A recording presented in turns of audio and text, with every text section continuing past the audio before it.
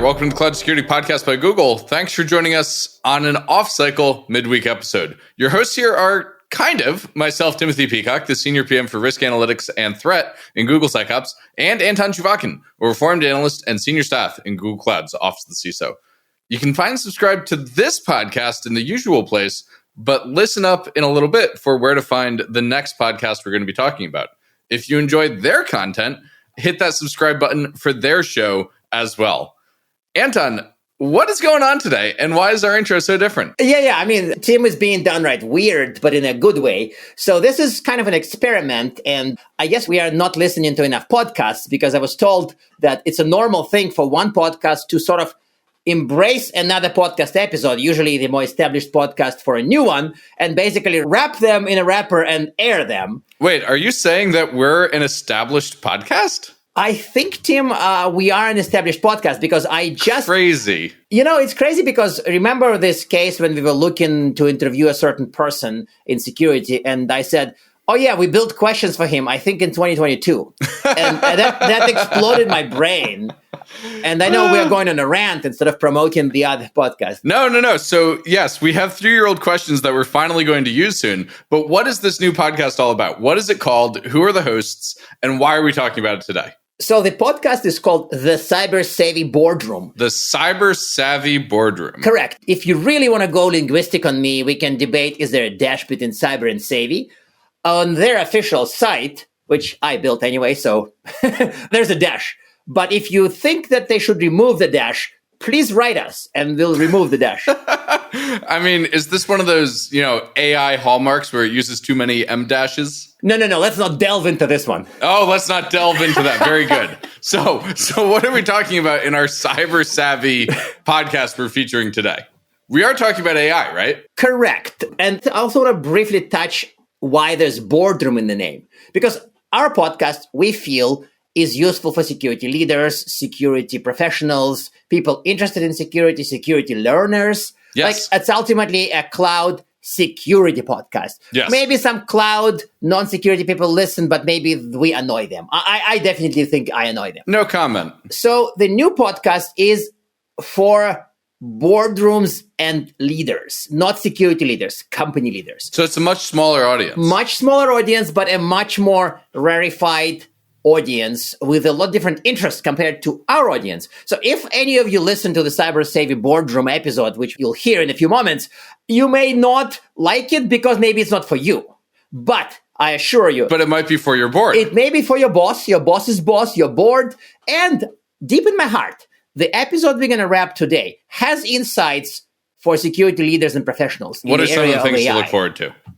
Okay. So this is episode 2 of the Cyber Savvy Boardroom that we'll introduce in a moment. And there's one bit that the speaker there, the guest there, makes to the hosts. And the hosts, by the way, are David Homovich and Alicia Cade from our team, from my team, Office of the CISO. So they're running that show. Alicia should be familiar to some of our listeners. We've featured her on the show before. Correct. And remind me to add her to resources for this episode. Yes, we're being self-serving a little bit. But us never. Yes. No. The guest is a boardroom advisor, and he actually speaks to boards and executives all the time. Not to engineers, not to managers, but to company leaders and boards. And one topic that came up is adopting AI security. Now, if you remember AI adoption discussions here, we talk about the use case approach. But the guest mentioned that if you go with use case-based approach and you go kind of wild and you have 200 use cases, 500 use cases, you probably would never convert to a strategy. And I have this instinctive reaction. I want to argue with him. But then, as they say... But you're not a host, so you can't. I got enlightened. Yeah, that's a good point. I'm a listener, so I can't argue. I can see it, listeners. Anton's driving to work, and he's arguing in the car with the podcast. Correct. A little bit like Notebook LM thing, when you can get to argue with AI hosts. Yes. Okay, so how did you find enlightenment? I actually found enlightenment because you're right. If you go disjoint use case-based approach and never think of a strategy, you just think, got to try the use cases. It's very hard to retrofit strategy in. So I sense that you need to have a strategy and then practice the use case approach to adoption. Sorry, can I put on my PM hat for a minute and just say to you, please. Duh. Obviously, you can't retrofit a strategy on top of a pile of use cases. I think they teach you that like the first day of PM school when designing a strategy. But I'm going to bite my tongue right now, very hard. Oh. Okay, that's the sound of me biting my tongue. And the reason I'm biting it is because I have seen PMs here who kind of are bottom-up PMs, right? You've seen those, right? And not name names. Don't name names. No, we won't name names. We don't do that here. We're like the Verizon guys. We don't name names. Well, yeah, but the point is that there are people with bottom-up ideas that assume that later the strategy would emerge. Yes. I think those people are wrong. Okay, I agree. So that's what I got to when I was listening to the episode. So I think that we suggest you listen to the whole episode. I think it's 20 minutes. Subscribe to the Cyber Savvy Boardroom. Tell your boss about it. That's kind of the most important part. Tell your boss, tell your boss's boss. I don't know if you can tell the board directly, but ultimately it's a very fun show for the right audience. It's very useful. It's very insightful. And they have one advantage over us. What's that? They're even shorter. No way. Yes. Yes, they are. Well, listeners, with all of that promise, I hope that all of you, despite Anton's urging to send it to your boss's boss's boss, also enjoy this content. And with that, let's turn things over, not to today's guest, but to, well, today's podcast.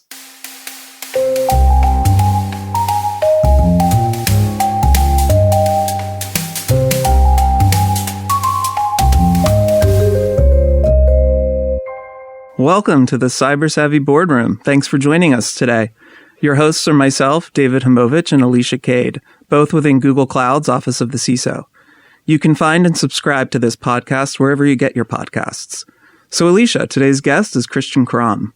Oh, yes. Christian is a great pal of mine going back to our CISO days in banking and someone that has contributed to our key board publications, Perspective on Security for Boards, available on the Google Cloud Board Insights Hub. Yeah, and at the end of our discussion, we finally get an answer to that blockbuster movie question about the true role of humans in the world of AI.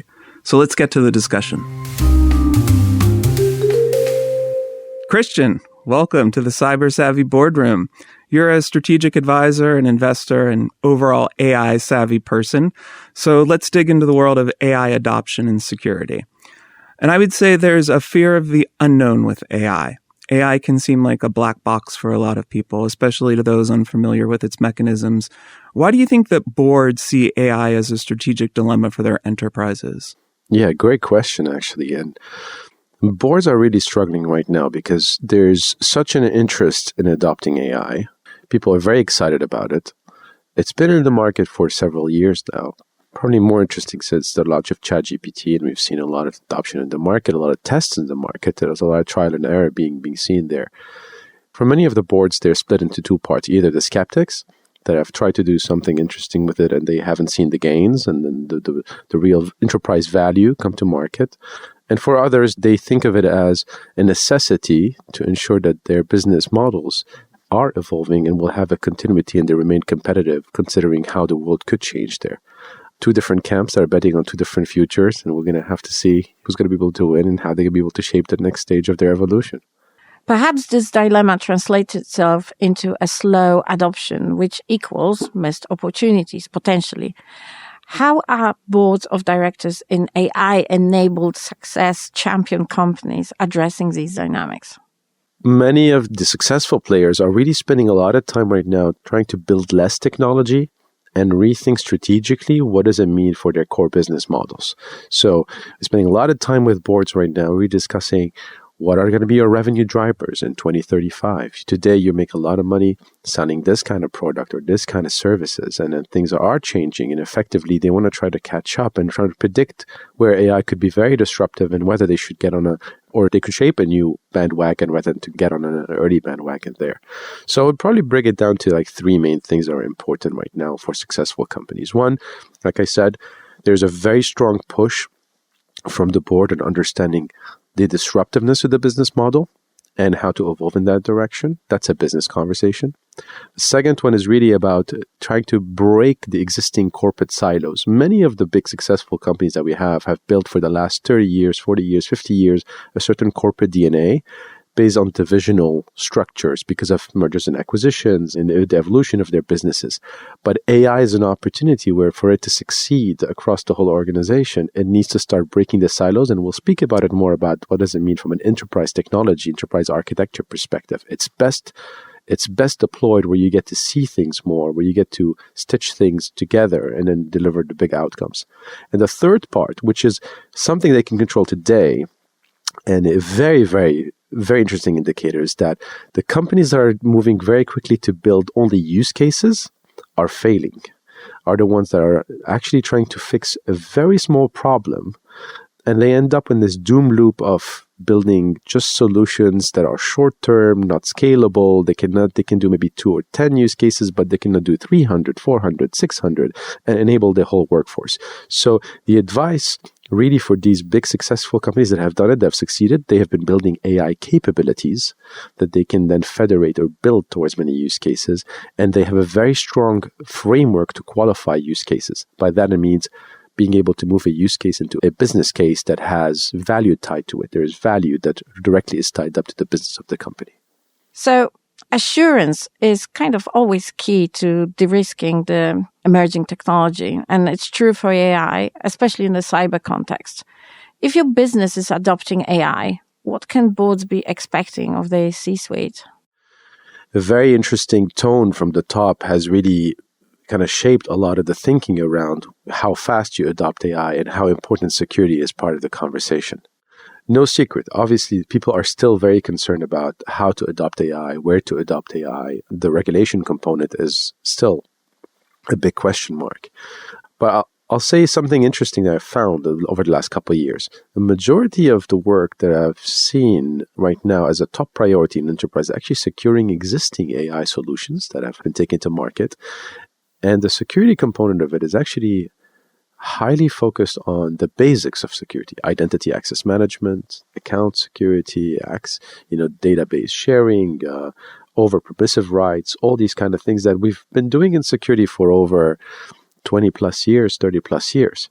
And it's with the idea that AI becomes a new crown jewel. So you have to actually secure the interactions with AI that are directly dealing with the AI. Right? So I wouldn't say there's something big today that's different around how we do security. Obviously, building products with AI is a whole different story, requires different rules of engagement, is a new kind of discipline in that space. But for the most of the work that people are using today, chatbots and knowledge agents and these kind of solutions, it is really about controlling what data they can access, what users are giving them access to, and how you can restrict that and have a good audit trail on it, right? A common story I'll share with you is I was recently working for an oil and gas company, helping them to kind of like understand, how they should securely implement AI. They have discovered that they have contractors that are still connected to some of their file sharing mechanisms. And they deployed an AI solution, one of these commercial ones right now that can allow them to do, chatbot, retrieve the data. And they just realized that this chatbot has now access to private data and passport data of one of their contractors. Supposedly, it shouldn't be no longer there, but it's a classic case of over-permissive access. AI is given a free territory to roam and to operate and retrieve information, and therefore it's a classic problem that we've seen as well for many years of security. It's just extended out to a new system that is supporting us. Yeah, I really like that point. So obviously this is the Cyber Savvy Boardroom. I want to pull on the security thread a little bit more. How should boards be thinking about AI in this world of cybersecurity? And I'm thinking both sides of the coins here, right? Securing AI and then overall using AI for cybersecurity itself. Yes, I like this a lot. So it's like the three main perspectives are securing the AI, as AI being your new crown jewel and a system that you want to invest in and build your company around and then grow it. Securing from AI, which are obviously new AI emerging threats that we're seeing that are yet to see, in the wild and in a more pervasive manner, but they're going to come. It's going to open a new attack surface, a new set of problems to address. And the third part is really securing with AI, which is the element of productivity. How do humans run much faster using AI as a co-assistant or a partner that we can work with to deliver the same outcomes, to do everything a lot faster, to do things in a more holistic, highly visible way that gets things done. And it's quite interesting because when you see the current evolution of the cybersecurity market, all the AI startups are coming up the last 3 years are really based out on these three main categories, right? Securing specifically the new AI products that you're releasing, giving protection for them hasn't really picked up completely, but it's still there. And I think as the market is growing in AI solutions, it will grow eventually. You see probably the biggest growth in securing with AI, which is, classic assistants coming in. A very strong interest right now around AI in playbooks, AI and providing secure layers for prompting, for the DLP, observability, all that bit. I'm seeing this year, and very excited to see probably in the next couple of months at RSA, I'll see probably a lot of interesting companies coming in around security operations and AI. Last year, they were mainly in information retrieval. This year, they're a lot more in what we call agentic capabilities. And agentic capabilities are an evolution of LLMs. We always like to remind board members that LLMs are very interesting solutions, but they're more like a unfinished product. They're more like a brain. And then for, agents are more of a finished product where they have memory, they have to be able to interact, they have to be able to execute some work. I think the market is evolving so quickly and it's very exciting in many ways, but for sure, there's a big opportunity to kind of invest in that world. So exciting market, exciting offers. It means supply chain and perhaps changes in the supply chain and the whole partner ecosystem. And for any enterprise, of course, the supply chain is very important part of doing the business and considerations for security and operational resiliency. Is AI transforming the architecture of the supply chain and the dynamics within? Yes, AI is definitely changing the way we're interacting on the supply chain side and even more on the internal enterprise architecture side. Let's unpack this in two bits. So maybe on the supply chain specifically, the advent of AI agents is really kind of like hiring a Fiverr consultant, bringing them in for a short job, getting the work done and leaving. I don't see how people actually hire Fiverr consultants in a normal company without doing all the checks and balances before they bring them in. So imagine the amount of risk that you're bringing this company when you have an agent solution coming in. This can be managed, obviously. There's, technology always can be managed. There's a lot that can be done, and there's a great opportunity there. But we will be expecting to see a lot of these, free agents, consultants format coming in, doing some work, which means that obviously API security is very important. Agent API security will be even more important because you need to see what's interacting with your infrastructure, with your data, with your workflows, with your key partners and an ecosystem. So yes, it will change significantly. There will be a need for elasticity to be able to operate and to secure those layers of interactions there. On the enterprise architecture side, this is a very important moment because AI architecture is very unique, very different. We touched on it in the earlier segment around silos. The companies that are succeeding today are the ones that have found a way to break those silos and to create a fabric for AI that allows it to pull the information, pull the required data as needed, and then to be able to deliver those transformative outcomes for the organizations. So if I were to kind of put it together, the opportunity is this. Last 20 years of success in SaaS has really been on what we call systems of record. The classic big names that we have known for the last, very successful companies worth billions and trillions of dollars are really built on systems of record where you store the data, you make the data available. And, probably in the last 10 years, we've seen them evolve towards system of intelligence where they're showing insights based on that data. They're not just owning your data, but they're also allowing you to kind of derive insights so you can do things smarter, better, more efficient. And then today, what AI is adding to that equation is what we call system of action. So it's the ability to move from just storing your data and driving insights to actually actioning that insight and doing the work. And that's important because it changes, obviously, one, the economics of how we charge for SaaS. It's no longer just a standard license, it's usage because you have to see the outcome. At the same time, you're seeing how as a company, now you depend more on your vendors and your ecosystem to do work on your behalf. It's the equivalent of hiring consultants in the old days to come and run a control for you or run a job for you. But now it's all being done by an actual AI system. And that's very transformative. It's a big opportunity. Nonetheless, requires to be addressed very carefully with a lot of risk management in mind. But, I think the future is very exciting when you think about the possibilities you could kind of really unveil with this. Yeah. So a bit of a funny way to pose the question maybe, but I think it's very serious and something that a lot of people within companies are concerned about is what is the role of the human in the Terminator world now, right?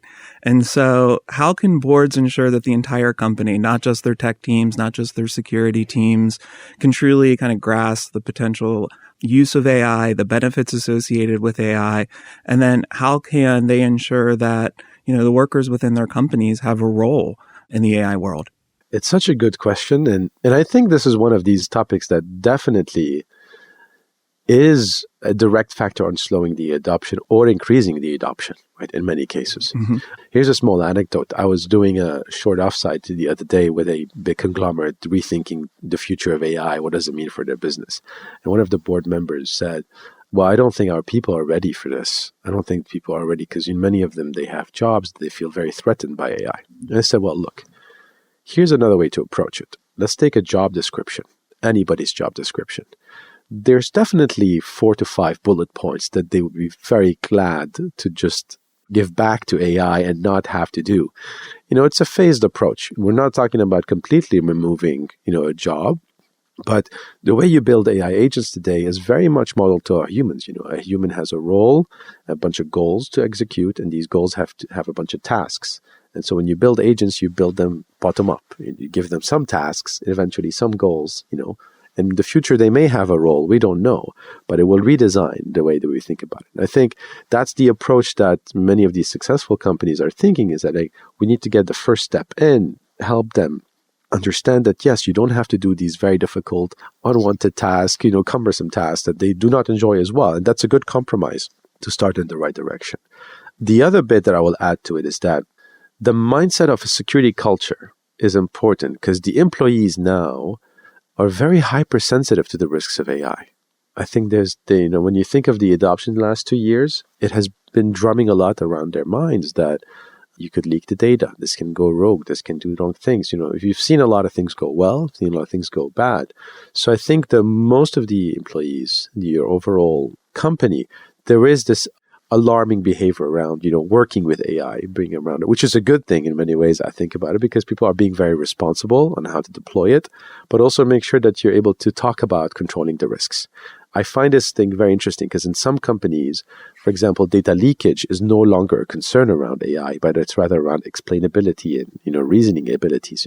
Where do you use AI and where you shouldn't use AI today, or you should have maybe a different process to do assurance or quality control over it if you decide to use it, versus being stuck in just a data leakage, data exposure component, where obviously today there's already solutions for that on how to handle it, how to deal with it. And the problem is moving so quickly right now as the technology evolves that the market isn't keeping up with what's become kind of standard and can be dealt with quite comfortably. So, Christian, I feel like we could talk about this for hours, but just one final question, and I call it the drop the mic moment. If there is one key action a board listener should take away from this discussion, what is it?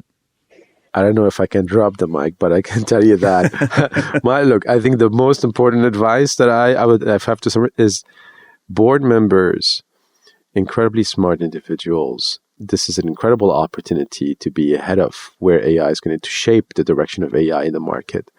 Ultimately, this all boils down to it's a great opportunity to modernize your business. And it deserves the time. This is not about technology. AI as a technology is there. It's about how you apply the technology to existing business models. And I think in 10 years' time, we're going to go back and we're going to think, geez, these business models used to exist and they no longer do. And we've seen this for many years, right? We've seen, Yellow Pages disappeared and many other technologies, many other business models, and DVD rentals. We're just talking about it, a couple of days ago over dinner. This is very important for them, and it's table stakes. It's an important topic, and the technology is here to enable all the possibilities that they never thought could have been done. It's the time, it's the maturity of it. It's there. Christian, thank you so much for sharing your expertise with us today on the Cyber Savvy Boardroom. Thank you very much. Pleasure to be here.